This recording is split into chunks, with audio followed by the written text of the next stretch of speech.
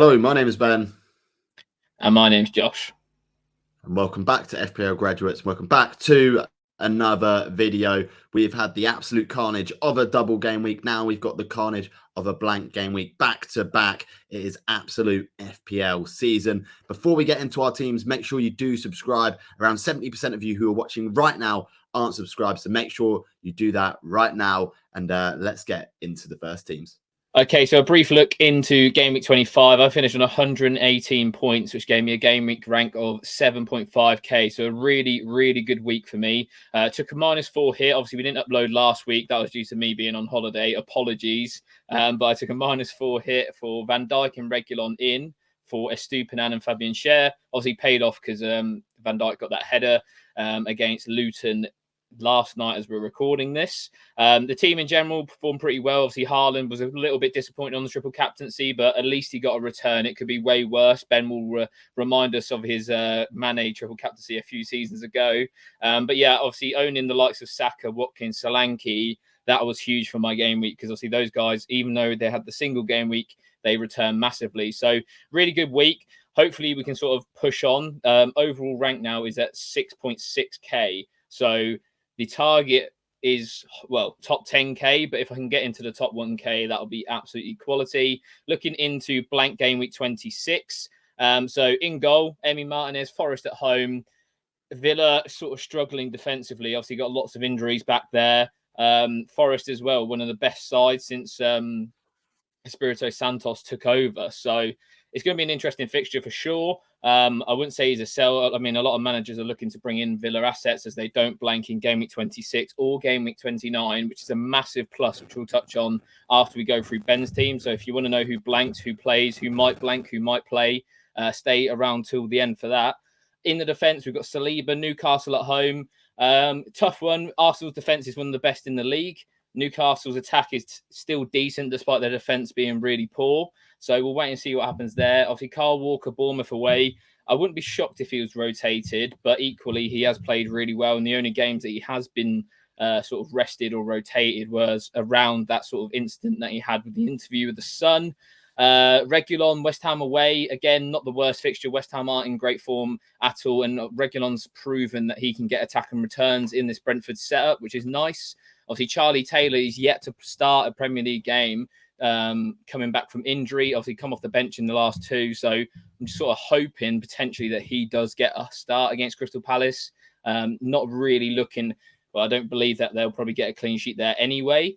What's your thoughts on the defence in general, Ben? Is that sort of a best case scenario given that it's the blank game week? Yeah, I guess it's sort of like you're forced into that just sort of based on sort of the teams that you targeted for the doubles anyway. It's not ideal that sort of like your three sort of defenders that you'd want to potentially have a home fixture all playing away, Walker, Reguilon, Taylor. I don't expect too much in terms of clean sheets this week and sort of a really high ceiling of points. But yeah, like you said, it's a tough one. Saliba is probably your best chance of getting a clean sheet out of all those, despite sort of Newcastle potentially being the best team out of all the teams your defence are facing. So yeah, I think Martinez should be hopefully safe with a clean sheet, but you just never know with the Villa guys as well. Yeah, 100%. Then into the midfield, obviously Bukayo Saka, really two really good performances in the last 2 weeks. He's sort of coming into his own in terms of getting goals. That's what's sort of been missing from him this season. Newcastle at home. Newcastle in the last 6 game weeks are, along with West Ham, the 2 worst defences in the league at the moment. So I reckon there'll be goals in that game for sure. Hopefully Saka can be a part of them. I did think Arsenal looked terrible midweek against Porto. So hopefully they don't really carry on that form. They just didn't create anything, didn't have a shot on target against Porto away from home. So yeah, not ideal from that point of view. Phil Foden, Bournemouth away. Again, a player who's like almost number 1 on the team sheet for Manchester City, but I feel like he will get rotated at some stage. It could be this week, it might not be, but he'll definitely start for me because obviously it's a blank game week, and if you've got a fixture, you're pretty much in my starting 11. And then we've got Anthony Gordon as well, obviously on penalties as we saw last weekend, which is a really big plus. Playing down the middle for Newcastle against a Newcastle team, which I think that will sort of suit him a little bit better compared to that Bournemouth fixture. There'll be obviously more room to run in with the high line of Arsenal's defence. So pretty happy with that midfield. What's your thoughts, Ben? Yeah, decent midfield. Obviously, going with a 4 at the back, you're going to have to sort of sacrifice midfielders and forwards there. But as it's a blank game week, I don't think it's too much of an issue.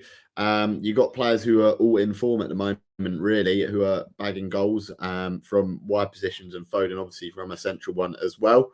Yeah, I mean, Saka, since I've transferred him out, has been fantastic. Yeah, it's one definitely for me to keep an eye on to maybe transfer back in sooner rather than later. But again, like you said, Newcastle game could be a tough one despite Newcastle's poor defensive stats. So we'll just have to wait and see about that. It's a lot of obviously Gordon against Saliba.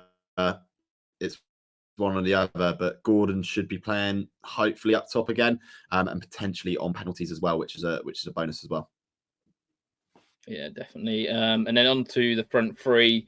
Start off with Solanke. Obviously, Man City at home this week isn't ideal, but he's been in my team for a good few weeks now. And obviously, following Manchester City, he faces Burnley away in game week 27, and then has the double in game week 28 against Luton and another team that I can't remember off the top of my head, Sheffield United as well. So really nice fixtures after this for Solanke, and I don't think it's out of the question for him to go and score against City as well. We've seen that City do like conceding goals pretty much against anyone they want. So yeah, we'll have to wait and see about that. Haaland, he'll stay on the captaincy. Bournemouth away. I think he's just captainable against anyone. You could maybe have a shout of Bukayo Saka, but that sort of midweek fixture really does put me off. Especially when you consider like the ownership of Haaland as well. Around my rank, ownership is such an important thing to sort of consider at this stage. And then Ollie Watkins as well on the vice captaincy at the moment. Forest at home. Villa's home form obviously has been crazy good. They've lost a couple after that. I think they'll probably go back to winning ways at Villa Park. Really nice fixture for them this week. So if you own Villa assets, it's definitely a start for those. What do you think? Thoughts on that front three, Ben? Yeah, looking strong and a full 11 really to kick you off with this game week, which is always a bonus. Obviously, Watkins, Haaland, Solanke is probably going to be the template front three going forwards for at least the next 4 or 5 game weeks. And myself personally looking to transfer in Solanke this week just because the fixture is so great going forwards. And obviously, you can sort of chase those price rises and falls as well. And like you said, it's not beyond the realms of possibility of City conceding again. They don't really seem to be keeping too many clean sheets at the moment. So I think there's a decent chance as well of a Solanke goal. 100%. And then just looking onto the bench, we've got Areola just in case Martinez has food poisoning or something. And then we've got 3 blankers as well. We've got Cole Palmer, Van Dijk and Jota. Obviously, Jota has been ruled out for at least a month, potentially 2. I have 1 free transfer to use. So my current thoughts is going Diogo Jota to Douglas Luiz, just because I need players who play in blank game week 29. As I said earlier, we'll come on to that in a little bit. Not like my favorite pick in the world, to be honest. You're literally relying on set pieces and penalties for him to return. But when he does return, he's really high up in the bonus points because of obviously where he plays in the field, gets lots of passes in. So it's a difficult one. Obviously, a lot of managers looking towards like Hwang. But for me, just because he doesn't play in game week 29, it's just a no-go because I'd have to -4 him out later down the line. So yeah, main assets for me that I'll be looking at this week in terms of a Jota replacement would be probably either Jarrod Bowen, but more likely Douglas Luiz. So yeah, let's get into Ben's team. Okay, so moving on into my team and starting off in goal, we've got Areola, Brentford at home. Now you can see all of my defence and keeper all have home fixtures this week, which is decent. Not expecting a clean sheet from West Ham this week, but if they do, it will always be a bonus. I think Ivan Toney is always going to be a threat to that, but hopefully picks up a couple of save points as well along the way. Nuri is one I'm really excited about for this week. I've held him for quite a while now. Brought him in sort of maybe 7 or 8 game weeks ago. And this is probably the sort of pick of the bunch in terms of fixtures. He's been really attacking. Looks decent on the eye test as well. It's just sort of lacking that sort of end sort of product, and the attacking returns will come with him as well. So Sheffield United at home is a plum fixture, and one that you can play him sort of over the 2 of the next 3 game weeks as well. He's got some really decent fixtures. Estepinian obviously disappointed with last week, but Everton at home this week is again a really good fixture. almost if you own him, you're sort of forced to play him this week and hope he starts, which is what I'm going to do. His ownership's obviously going to be a little bit lower, probably around 20 to 25% mark anyway. So hoping he gets a start. And if he does against Everton, I'd hope again he'd get one or maybe even two returns from a clean sheet and an attacking return standpoint. And then Gabriel, Newcastle at home as well. Big set piece threat. Newcastle, like Josh said, haven't been too great defensively, but going forwards, they could hurt Arsenal. So even with the injuries, I think Gabriel's probably the least likely, in my opinion, to keep that clean sheet. So Josh, what are your thoughts on the back four there? Yeah, Ait-Nouri is definitely a really good pick, and it's almost like a luxury transfer if people are looking towards that sort of route at the moment. Playing super high up the field as well. A lot of managers have sort of picked out this week, especially on Twitter and the FPL community. So, yeah, really nice differential there. Estupiñán is someone who obviously I got rid of last week. His minutes just aren't guaranteed, but I agree with what you say. If you've got him, you're probably going to play him this week just because you probably got no one else to sort of come in for him. So yeah, sort of fingers crossed with him. I definitely agree with Areola as well. Not expecting too many clean sheets from West Ham at the moment, but save points is sort of where he's been picking his points up, and that's why he's one of the top point scoring keepers. Okay, so moving on into the midfield, and as you can see, transfers are needed this week from me. I've got 2 free transfers as I rolled my transfer going into the double game week, which was a big move from me, but I think it probably paid off just because a lot of the doublers that I would have brought in didn't do quite as well as we thought. So to start off, obviously Jota, the replacements I'm looking at, I'm probably looking at free hitting in game week 29 just because I know that I'm going to have to take a load of hits to be able to field a decent enough team into this game week. I think you could probably get away with 8 or 9 players in game week 29, but for me, I just don't know if I'm even going to get there with the team that I've got at the moment.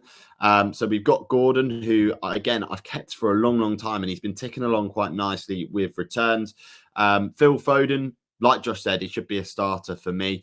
Been in great form. Bournemouth Way is a decent enough fixture as well. De Bruyne is another one that is sort of question marks around him just because of the injury scare that he potentially had in the back end of the double game week. I'm sort of waiting on any news on him before the deadline. And then I'll probably make a decision whether he needs transferring out as well. But if I do transfer him out, it will probably end up being for a hit as well, which is another factor to consider. Josh, thoughts on the midfield, albeit depleted. And the replacement for Jota is probably going to be Hwang. I don't see too many other options that I'm looking at. Maybe Saka as well, because I do have the funds. But the thought process for me is get Hwang in, and then next game week I could potentially upgrade De Bruyne to Salah if I wanted to. So that's sort of the thought process with that. What's your thoughts on that? Yeah, like you said, if you're free hitting in 29, there's no one to look past in terms of Hwang. I think he's like the go-to option this week, potentially on penalties for Wolves. A bit of talk about Sarabia maybe taking them, because I think he took the last one maybe. So a bit 50-50 maybe, but I think Hwang will just edge it. So yeah, he's a great option. I think for me, if I was in your boot and we get sort of not confirmation, but if we think De Bruyne is not going to get 90 minutes, which personally I don't think they'll risk him again, especially in that type of fixture where you'd like to think City could sort of win that game without him. I'd probably just move to Saka straight away, just because, again, with Salah, it's another sort of doubt that you're going to have in your team, whether he's going to get minutes upon minutes. Obviously, he wasn't in the squad for the Luton game midweek. So, obviously, the Carabao Cup might tell you something there in terms of his fitness. Maybe they've just been rested, him and Núñez, for that Carabao Cup tie. So yeah, maybe wait and see. But I think Arsenal's fixtures, especially that Newcastle one, even this week from an attacking perspective, it's definitely worth having some form of Arsenal attacking coverage. Yeah, I've taken a look into that, and I've got sort of like some plans formulated on De Bruyne, and I think, yeah, like you said, the Saka move will be there to make, and then next game week I can almost sort of wait and see if Salah's fit and ready to go. If he is, Foden to Salah is another easy move to make, because I think a fit Salah is sort of a Salah that you need to sort of have in your team. And then moving on to the strikers, and as you can see, another transfer sort of waiting to happen there. We've got Haaland, Watkins, and Darwin will probably go straight to Dominic Solanke. I think he's a really sort of the best standout option to go for. I think if you've got, like, if you're missing one of Watkins or Solanke in the team, you're probably going to go for the one that you don't have. And yeah, fantastic fixtures, decent form. And like you said, it's captaincy material going into the double game week 28. So can't complain too much about that. And I'll just go onto the bench before we sort of comment on the overall team. So yeah, on the bench, again, we sort of been done over a bit by the Konza injury, because he was staying in the team based on my plan that I had that he was going to play this week, but he's injured now. We'll see in sort of press conferences coming up how close he is to coming back. Likelihood is he's not going to be playing this game week at all. Obviously, Udogie and Palmer not playing a game as well, and then Dubravka on the bench as well. So, Josh, that's the full team. What are your overriding thoughts? The plan is obviously to make the 2 free transfers, Darwin to Solanke and Jota to Hwang. And then the potential of a -4 for De Bruyne to Saka, should we get some early team news. Yeah, definitely like that. Obviously, the deadline's a little bit later this week as well. Before the 3 o'clock games, there's no lunchtime kickoff, so we could potentially get a lot of early team news this week. So definitely keep your transfers until the deadline. In terms of your moves, they're the perfect ones to make, especially obviously if De Bruyne is, which I don't think he will be risked too much. They've got a lot of games in a short amount of time, Man City, so they'll probably save him for the bigger occasions, I guess you could say. So yeah, really nice moves, and I think you're setting yourself up well, especially if you're free hitting in 29. You've got nothing to worry about really in the upcoming game weeks. It's just all about attacking the doubles that you got. So, as I mentioned at the start of the video, we're going to discuss Game Week 29. I know it's not yet, but we're at a point in time where you need to be planning ahead for it. And obviously, it's interesting from your point of view, the viewer, because I won't be using my free hit in 29, whereas Ben is. So, you're going to have those like 2 different sort of thought processes throughout the upcoming week. So, Game Week 29 basically is affected by the FA Cup results that we'll know of before Game Week 27. So, where it says blank if, all of those sort of dilemmas, if you like to say it like that, will be sort of sorted before the next deadline. It's annoying that it's not before this deadline, because it would be really helpful, especially in my point of view, of what assets you can sort of bring in this week. You're really limited to those bottom 6 sort of teams at the bottom, and one of them is blanking this week as well, so it's not ideal. Obviously, West Ham, Villa, Fulham, Tottenham, and Burnley, Brentford have confirmed fixtures in Game Week 29. The most likely other fixture is going to be Luton versus Forest, because Luton face City in the FA Cup and Man United face Nottingham Forest. So odds-wise, that's the most likely one to fall in. If Nottingham Forest beat Man United, then Man United will have a fixture against Sheffield United in Game Week 29. So there's a sort of 2 ways there. The other ones that could be likely, potentially, Arsenal and Chelsea could play in blank Game Week 29 if Leeds beat Chelsea. And then the other ones that sort of need a bit of a miracle, bit of a cup upset to happen. For example, Wolves beating Brighton and Bournemouth beating Leicester. That will mean a blank. It'll be the other way around for them, both sides not to blank. Looking at this, Ben, if you weren't free hitting in Game Week 29, what are sort of the teams that you keep an eye on? Maybe the ones that are blanking that could have a fixture as well? Yeah, I'd say so.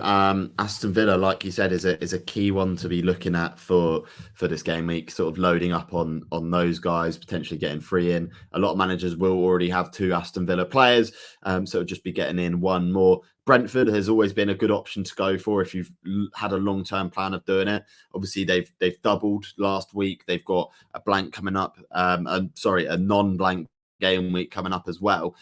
So I'd be looking into those guys as well. And Burnley away isn't a bad fixture either. And then, yeah, you'd be looking after this game week at the Tottenham assets as well. Son, Maddison, both coming back sort of to full fitness again. And obviously Son back from the Asian Cup as well.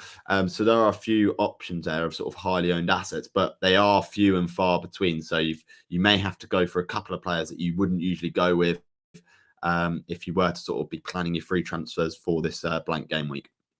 Yeah, 100%. So the most likely case scenario would probably be we see potentially 5 fixtures in the end. So as I mentioned, that Luton Forest one is probably like the most nailed that we could see, which is good in a way, because obviously Luton double in Game Week 28. So anyone who's sort of hopping on Luton players then will also have them for Game Week 29 as well. And then, yeah, the Wolves-Bournemouth one, if I could sort of cherry pick one between that and the Arsenal-Chelsea one, those ones is the ones that I'll be looking out for, because FPL managers should have assets from those teams already. So it will limit the amount of hits and potentially free transfers that you're going to use on those assets. So if you have any questions about the blank Game Week 29, get them in the comments. So that rounds up our team selections for Game Week 26. We hope you have enjoyed the video. Please remember to leave us a like if you did. And we gave you a little bit of information about Game Week 29 as well on the way. Yeah, thank you everyone for watching. Don't forget to subscribe as well. 70% of you not subscribed. That is criminal. Hit that subscribe button, guys. And as always, I've been Ben. I've been Josh. And we'll see you guys later. Have a good game week, everyone.